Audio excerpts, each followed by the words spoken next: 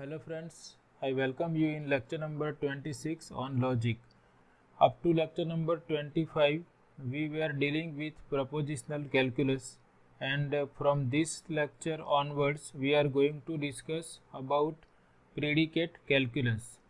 So to understand predicate calculus, first we will start with the understanding of predicates in this lecture, and then we will continue with this lecture series of logic.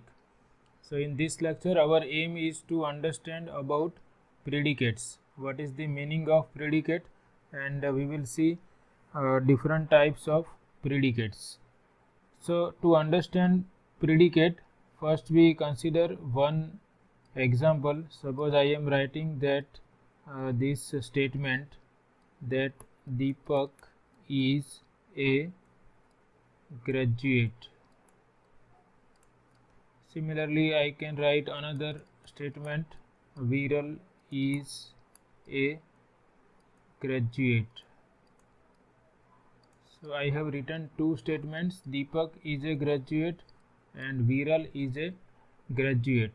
So in these two statements, what is the common feature?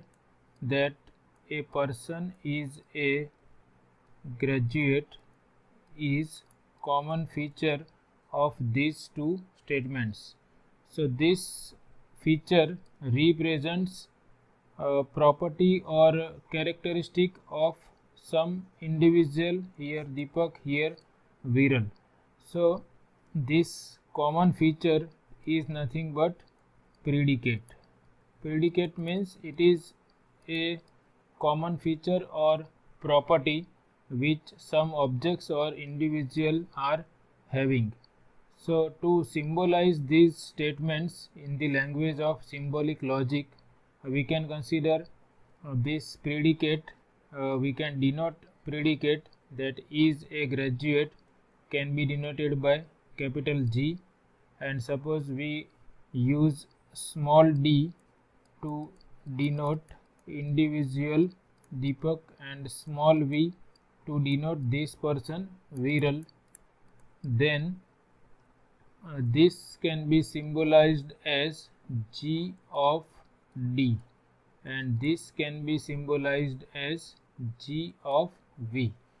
G is the predicate, is a graduate. So whenever I am writing G of D means D for Deepak. So Deepak is a graduate can be symbolized as G of D. Similarly, Viral is a graduate can be symbolized as G of V. So in general, whenever we want to express given statement using predicate, first we have to denote common feature or predicate by capital letter, and whatever object is having that feature, that we can write in the bracket after this symbol of predicate. So in general, we will use this notation, P for predicate, and here we will write down whatever object is there. So predicate and object. Predicate will be denoted by capital letter, object or individuals will be denoted by small letter. We can have another example also. I am taking these two statements, John is a bachelor, Smith is a bachelor. So here common feature or property is a bachelor. So suppose we denote this predicate by capital B. Suppose John is denoted by small j and Smith is denoted by small s, then this statement can be expressed in this way, is a bachelor is denoted by capital B, and here I want to express that John is a bachelor, so I will write J after capital B. Here I want to write that Smith is a bachelor, so here I will write B of S. So in this way we can understand what is predicate. Predicate is the property that individual or objects are having. So here I have written we shall symbolize a predicate by a capital letter and the names of individuals or objects in general by small letter. and every predicate describes something about one or more objects. For example, here predicate is a bachelor, so it describes whether some person is a bachelor or not. So every predicate describes something or some property about one or more objects. I have taken another example. Suppose capital R denote the predicate is red and let small p denote this painting. Then the statement this painting is red can be symbolized by R of P. R is the predicate, that is red. P denote this painting. So R of P denotes that this painting is red. And if you recall, in the lecture number 1 to 25 of propositional logic, we have discussed about logical connectives or logical operators, and they were conjunction, disjunction, negation and implications, single side and two-sided implications, that is conditional statement, biconditional statements. So those logical connectives can be used to connect these predicates also. So here I have written these connectives can be used to form compound statements which are having predicates. For example, suppose I want to write down this in symbolic form. One statement is John is a bachelor, another statement is this painting is red. So as we have seen, is a bachelor we have denoted by capital B, and John is denoted by small j, and is red is denoted by capital R, and this painting is denoted by small p, and here we have and. So this can be written in symbolic form as B of j and R of p. Similarly, we can use other logical connectives to construct compound statements. Here I have used conditional statement B of j implies R of p. This means if John is a bachelor, then this painting is red. Here I have taken negation of R of p, that is this painting is not red.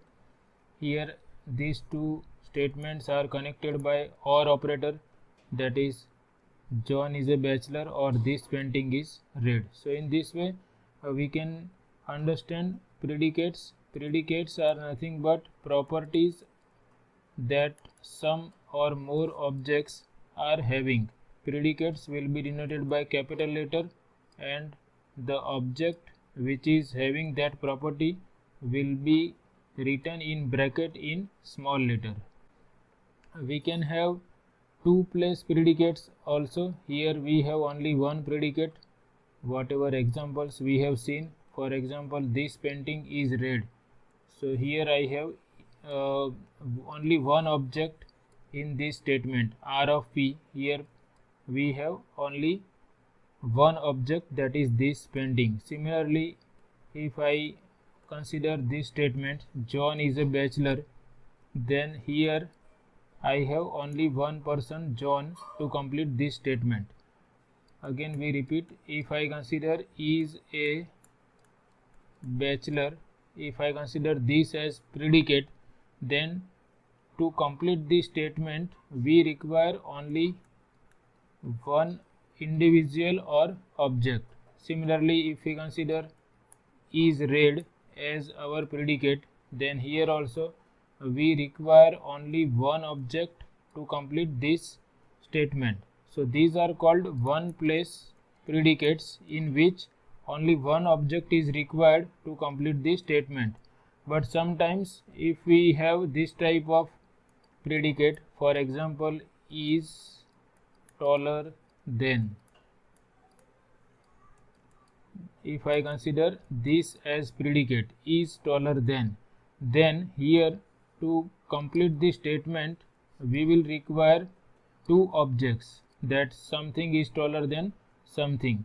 So this type of predicates are called two place predicates in which we require two objects to complete the statement. So that I have written here the concept of two place predicates. Here I have taken one example, that Jack is taller than Jill. So if we consider the predicate is taller than, then this is a two place predicate because names of two objects are needed to complete a statement involving this predicate. So this is meaning of two place predicate. Now suppose we consider this is taller than is denoted by capital G, Jack is denoted by small j, and here we have j starting in both the names. Suppose I denote Jack by j1, Jill by j2, and predicate is denoted by capital G, that is taller than is denoted by capital G. Then this can be symbolized as G of j1 comma j2. So G means is taller than, j1 means Jack, and j2 means Jill. So therefore this expression is for this statement, Jack is taller than Jill.